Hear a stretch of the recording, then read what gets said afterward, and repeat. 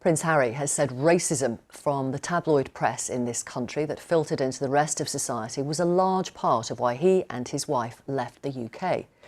He told Oprah Winfrey that the UK tabloid media is bigoted and creates a toxic environment of control and fear. He said he thought the Prince of Wales had been forced to make peace with it.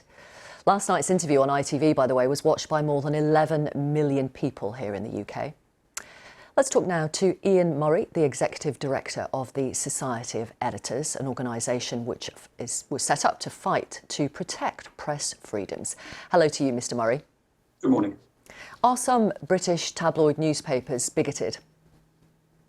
No, they're not. And what we're seeing here is the tragic story of the family at war, as we know, and your heart goes out to the Duchess in particular, talking about her mental health problems that's there. But the accusation that Prince Harry and Meghan say that they left Britain in part because of racism towards them, but the accusation that this was caused by sections of the British media who are racist, I'm afraid is just not true, and it's not borne out by the evidence of the coverage. Can I give you some evidence, Mr Murray?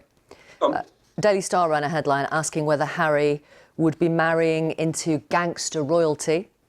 The Mail Online had a headline which declared Meghan was almost straight outta Compton.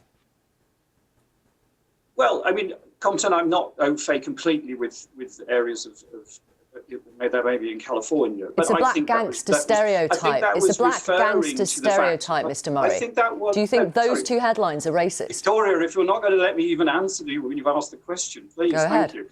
The question that we raised there basically is saying, look, here is I hate to use the term rags to riches story, and it was the same with anyone that comes in from outside into the royal family, royal or nobility, that they've raised up in that way. But I think you've got to look at this whole thing in the context.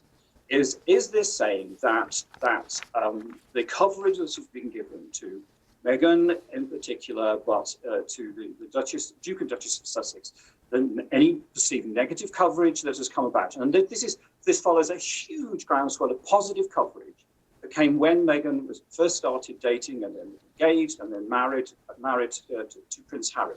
Amazing amount of positive coverage, which reflected the warmth of the British people towards this couple.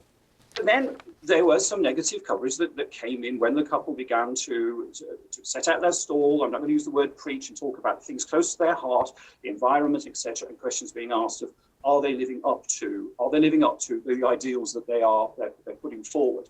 To say that negative. That is racist and particularly targeted because Meghan is a woman of colour. I'm afraid that's not borne out by the truth. You just have to look at the way that the royal family has been covered for decades. It's not as though the royal family have been given an easy ride by the British media. They have held them and others to account, and you cannot say that the coverage and the investigations into Prince Philip, Princess Anne, Edward and Sophie. Yeah, Harry and Meghan were just talking about the coverage of themselves. Can I ask you about those headlines again? The Star asked whether Harry would be marrying into gangster royalty. I'm not going to defend one headline. Sorry, Mr Murray, you just told me, excuse me, please may I speak? Please may I ask the question? The huge amount of coverage. Mr Murray, you can continue talking over me, but I want... One or two examples and say, look, here's something that someone might point to and say, so therefore, that means that you told me, Mr Murray, you told me the British tabloid press was not bigoted. I've just given you some examples. You're denying that those examples are racist, and I'm asking, why are you denying that?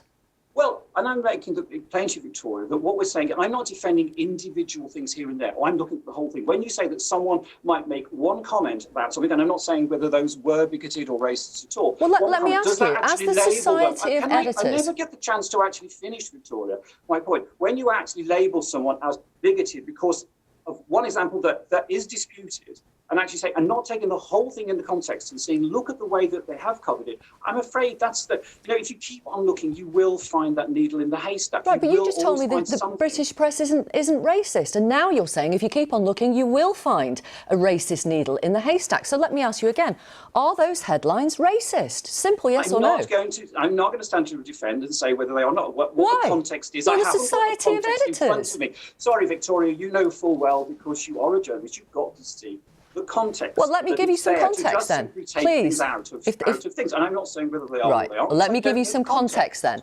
The headline, which suggested that Meghan was almost straight out of Compton, underneath says, Prince Harry's new girl, Suits star Meghan Markle, is from Crenshaw, LA.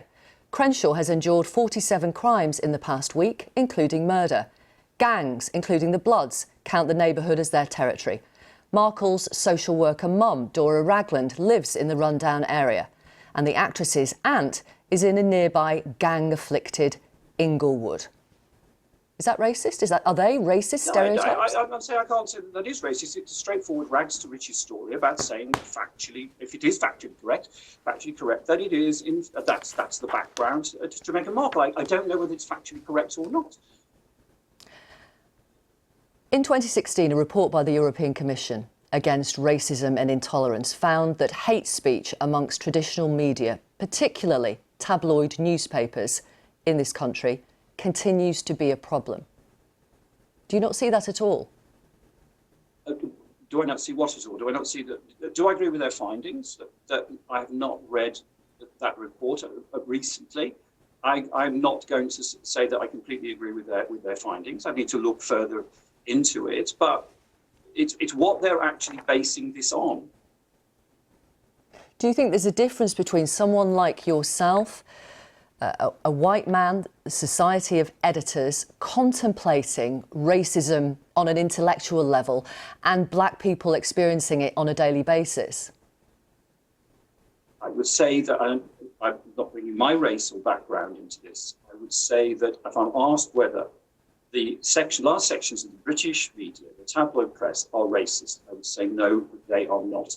And some extremely decent journalists, many of which you probably know, who work on the papers that are being pointed at, would be horrified, shocked and disappointed to have that levelled against them.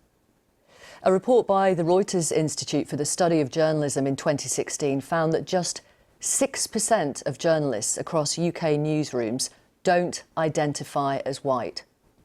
That's a problem, isn't it? That is a problem. There's a problem throughout the whole of the industry. And do you think that could lead to potentially racist coverage? You're going for cause and effect. The industry, I'm asking you, realises and recognises that has a challenge and is taking steps, and that the Society of Editors has been working on that and has been supporting and has an initiative that is working with others on that matter. No one is pretending that that is not good enough. Do you think the lack of diversity in newsrooms might contribute to racist coverage on occasion? I know you're trying to trap me into saying something. I'm really not. It's a very open question. I'm not going to say, because if I say that, it's a case of, therefore you're admitting that there is that. That we do know. It's not about admitting. It's about facing up to issues that we've got in the mainstream media in this country. What issues that we don't have a greater diversity within newsrooms, absolutely. And that it could potentially lead to racist coverage on occasion. I'm not going to go so far as to say that, because you're trying to put words into my mouth with that. I'm not. Everyone would wish that the media in this country better reflects the diverse country that we are becoming. OK. I'd like to give you some more headlines and tell me what you think is going on here. This is from the Daily Mail. Kate, not long to go now, pregnant Kate tenderly cradles her baby bump while wrapping up her royal duties ahead of maternity leave. Again from the Daily Mail. Why can't Meghan Markle keep her hands off her baby bump? Is it price, vanity, acting, or a new age bonding technique? This from the Daily Express. Kate's morning sickness cure? Prince William gifted with an avocado for pregnant Duchess. Again from the Daily Express.